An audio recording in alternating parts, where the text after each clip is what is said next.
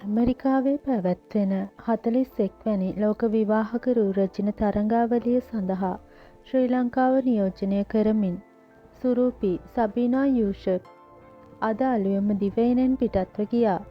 2024 වසරේ ලෝක විවාහක රූ කිරුළ ලංකාවට දිනා ගැනීමට නොහැකි වුවද ඉෂාදි අමන්දා විසින් අනුශූරතාවය දිනා ගනු ලැබුවා. කෙසේ නමුත් මෙම වසරේ සබීනා යූෂප් විසින් ලෝක විවාහක රූ කිරුළ දිනාගන්නා බවට ලංකාවේ බොහෝ දෙනා දැඩි විශ්වාසයෙන් බලා සිටිනවා. 2025 වසරේ 72 වැනි ලෝක රූ රැජින තරඟය ඉන්දියාවේ හයිද්‍රාබාද්හි පැවැත් වූ අතර ශ්‍රී ලංකාව නියෝජනය කරමින් සහභාගී වූ අනුදි ගුණසේකර හෙඩ් ටු හෙඩ් සහ ටැලන්ට් මල්ටිමීඩියා තරඟ වටවල ඉහළ ජයග්‍රහණයක් දිනාගත්තා. මෙවර ලෝක විවාහක රූ රැජින තරඟාවලියේ ශ්‍රී ලංකාව නියෝජනය කරන සබීනා යූෂප් වයස අවුරුදු 25ක විවාහක කාන්තාවක් වනවා.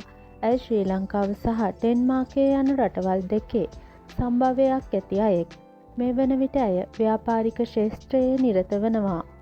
සබීනා යූෂප් අද අලුයම 3ට කටුනායක ගුවන් තොටුපළින් ලාස් වේගාස් බලා පිටත්ව ගිය අතර ඇයට සුබපැතුම් එක් කිරීමට වැඩසටහන් ජාතික අධ්‍යක්ෂ චන්දිමාල් ජයසිංහ මහතා, ජාතික පුහුණුකරු රුක්මාල් සේනානායක සහ 2024 වසරේ ලෝක විවාහක රූ රැජින අනුශූරතාවය දිනාගත් ඉෂාදි අමන්දා ඇතුළු සබීනාගේ නෑදෑ හිතවතුන්ද කටුනායක ගුවන් තොටුපළට පැමිණ සිටියා. සබීනා මෙවර විවාහක රූ රැජින කිරුළ ලංකාවට රැගෙන ඒමට පුළුවන් බව දැඩි විශ්වාසයෙන් මාධ්‍යයට අදහස් දක්වා තිබුණා.